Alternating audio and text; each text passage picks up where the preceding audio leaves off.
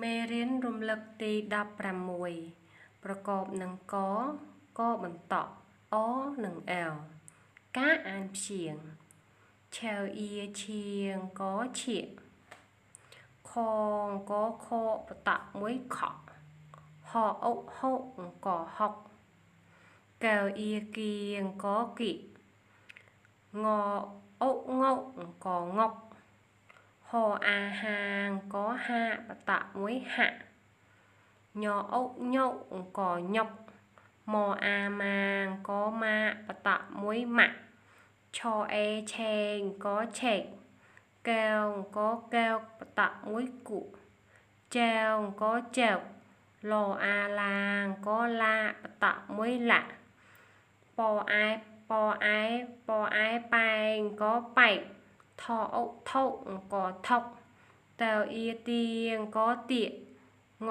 កងបតមួយងក់ការអានពាក្យអក្សរចចងកចចចអអំបអូបោកបុកអំបុក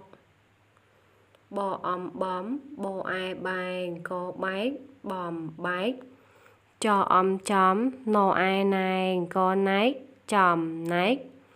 ដអំដំណអេណែងកណែកដំណែកចអេជេងកចេកតែវទុំចេកទុំអក្សរប៉ែវប៉ែវកប៉ែវប៉ែវប៉ែវ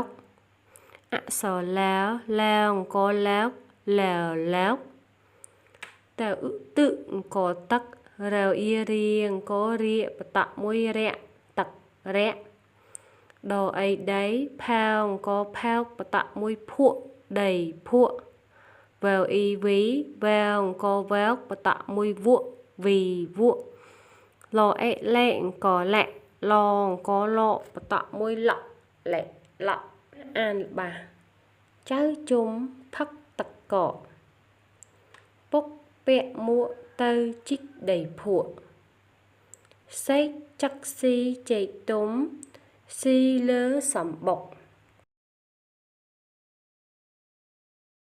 អានអត្ថបទខ្លីអំបុកចៅសាក់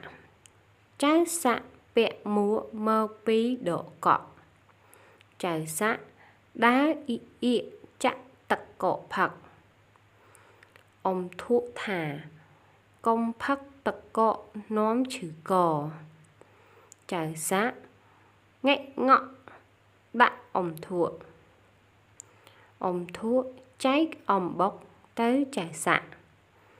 អ៊ំធុថាអំបុកនេះជាចំណែកចៅសាក់